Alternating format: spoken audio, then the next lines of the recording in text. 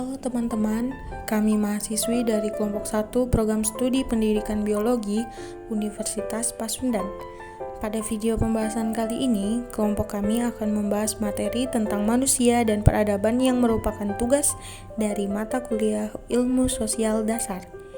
Sebelum memasuki video pembahasan, yuk kita kenalan terlebih dahulu. Dosen pengampu pada mata kuliah Ilmu Sosial Dasar yaitu Bapak Dr.H. Dadang Mulyana MSI dan Bapak Cahyono SPD MPD.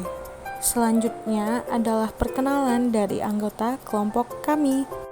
Halo teman-teman, perkenalkan nama saya Raisa Yafa Nasifa dengan NPM 215040001. Saya di sini sebagai pihak revisi materi, pembuatan PowerPoint, dan pengisi audio.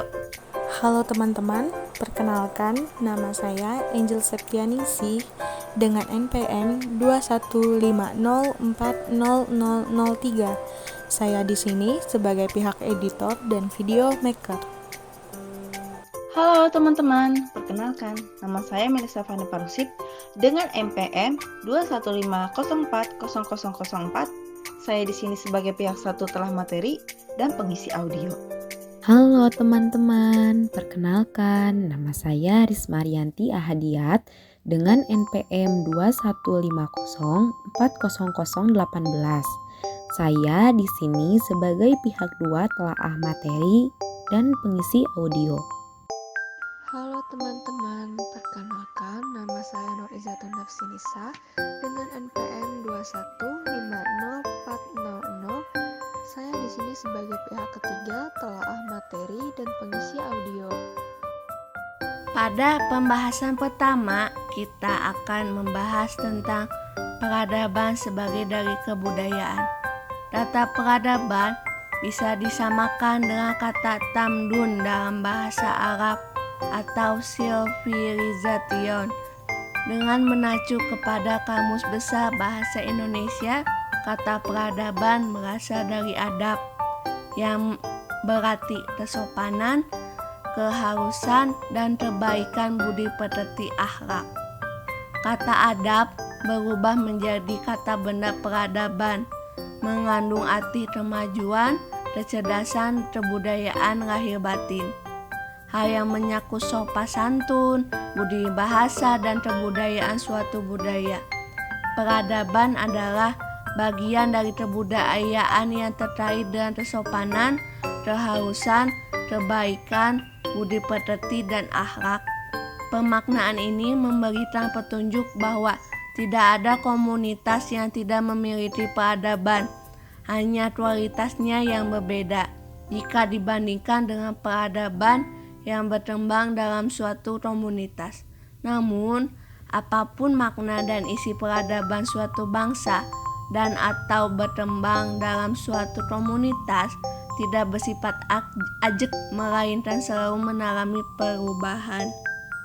Selanjutnya adalah revolusi gelombang 1, 2, 3. Revolusi gelombang 1 terjadi pada 800 sampai 1700 sebelum Masehi, yaitu terjadi perubahan manusia dengan ditemukan dan diterapkannya cara bertani dan bercocok tanam.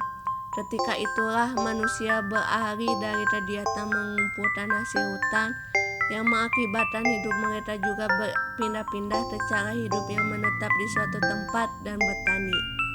Revolusi gelombang 2 terjadi pada 1700 sampai 1970 Masehi.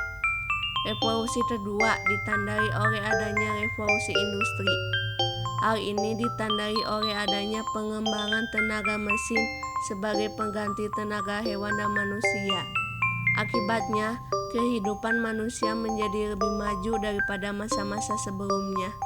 Revolusi industri menimbulkan kemajuan pada berbagai sektor kehidupan, seperti bisnis, transportasi, dan sebagainya. Revolusi gelombang 3 terjadi pada 1979 sampai 2000, merupakan gerakan perubahan yang tengah berlangsung pada masa sekarang, yang ditandai oleh pertama, penggunaan energi yang dapat diperbaharui atau renewable energy, karena bahan bakar fosil semakin berkurang. Kedua, proses produksi massal cenderung menjauhi pemusatan produksi. Ketiga, kecenderungan bahwa konsumen dan pengolahan data serta transportasi yang mendorong deurbanisasi.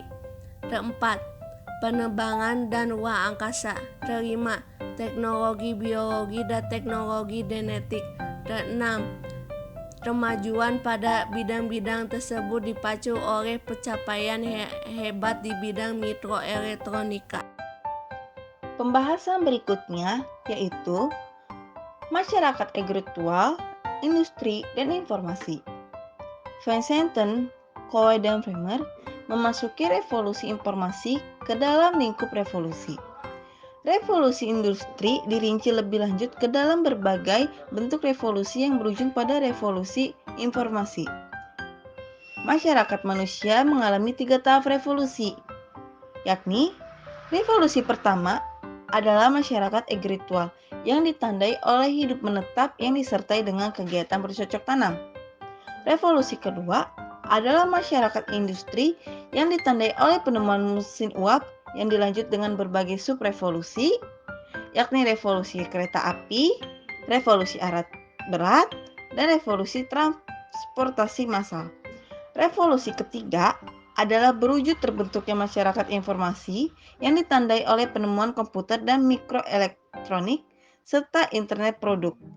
Yang dihasilkan teknologi mesin adalah umumnya berbentuk tenaga yang dikonsumsi sampai habis dan rusak.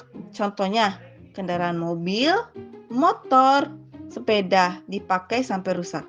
Sedangkan produk teknologi intelektual berwujud pengetahuan tidak pernah rusak dan juga tidak pernah habis untuk dikonsumsi oleh siapapun. Masyarakat tradisional, modern, dan postmodern. Masyarakat tradisional yaitu masyarakat yang kehidupannya masih banyak dikuasai oleh adat istiadat lama. Masyarakat modern yaitu golongan masyarakat yang orientasi hidup dan nilai kebudayaannya lebih terarah di masa kini. Masyarakat postmodern yaitu sebuah masyarakat konsumen di mana masyarakat kapitalis telah mengalami pergeseran perhatian dari produksi ke konsumen. Selanjutnya, kita akan membahas tentang masyarakat jaringan. Masyarakat jaringan adalah sesuatu yang mengacu kepada kondisi masyarakat informasi yang menggunakan jaringan guna mentransmisikan atau mengirimkan pesan dari satu orang ke satu orang, dari banyak orang ke banyak orang, atau dari satu orang ke banyak orang. Di dalam masyarakat jaringan terdapat ekonomi jaringan yang sama-sama terhubung oleh teknologi informasi dan komunikasi guna mempertukarkan masukan dan keluaran secara bersinergi untuk menjaga kelangsungan hidupnya masing-masing. Oleh karena itu, ekonomi jaringan tidak bisa lepas dari masyarakat jaringan. Masyarakat jaringan tidak saja bermanfaat bagi masyarakat bisnis, tetapi melibatkan pula hubungan antar manusia di luar sektor bisnis. Misalnya, internet dan telepon seluler memberikan peluang bagi siapapun juga untuk bertukar informasi melalui suatu jaringan berbasis teknologi nirkabel. Masyarakat pengetahuan. Masyarakat modern saat ini dikenal pula dengan sebutan masyarakat pengetahuan. Begitu pula Bell 1985 yang menunjukkan bahwa masyarakat panca industri bisa disebut masyarakat pengetahuan. Penggunaan pengetahuan sebagai basis masyarakat bukan hal yang baru, tetapi sudah dikenal sejak lama.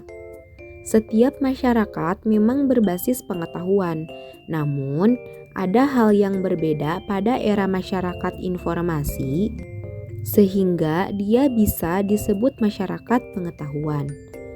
Perbedaan yang menonjol adalah aplikasi ilmu pengetahuan amat dominan yang ditandai oleh industri-industri berdasarkan ilmu pengetahuan kontemporer, elektronik, optik, dan polimer. Belum ada pada era sebelumnya. Begitu pula pengetahuan mutlak menentukan pada berbagai aspek kehidupan manusia. Pencapaian masyarakat pengetahuan pada dasarnya merupakan kelanjutan dari cita-cita mewujudkan masyarakat modern. Kemampuan masyarakat pengetahuan pada negara-negara kapitalis mengakibatkan pengembangan ilmu lebih mantap. Begitu pula hasilnya dalam bentuk ilmu dan teknologi lebih banyak dikuasai oleh negara-negara kapitalis global. Hal ini tidak hanya karena mereka telah melembagakan masyarakat ilmu pengetahuan secara mapan, tetapi juga karena ilmu adalah modal yang bisa dialihkan menjadi basis ekonomi dan basis kekuasaan guna menghegemoni negara-negara yang sedang berkembang. Pada pembahasan berikutnya, kita akan memasuki tentang ekonomi berbasis pengetahuan.